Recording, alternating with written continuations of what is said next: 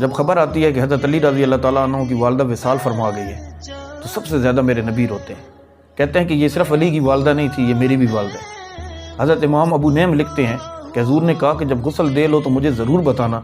तो जब गुस्ल दे लेती हैं तो कुछ औरतें हज़ूर की बारगाह में आती हैं और कहती हैं कि या रसूलल्लाह गुस्ल दे दिया, अब क्या करना है। हज़ूर अंदर जाते हैं और अंदर जाकर जो उन्होंने कमीज़ पहनी होती है वो कमीज़ उतार कहते हैं कि सफ़ेद रंग का कफ़न नहीं देना मेरी अम्मा को, ये कमीज़ पहनाओ मेरी अम्मा को। और फिर जनाजा पढ़ने के बाद जब आप जनाजा पढ़ लेते हैं तो जनाजा पढ़ने के बाद आप कहते हैं कि कब्र सही बनी हुई है। तो लोग कहते हैं या रसूलल्लाह बिल्कुल ठीक बनी है। आप कहते हैं कि मुझे ठीक नहीं लग रही।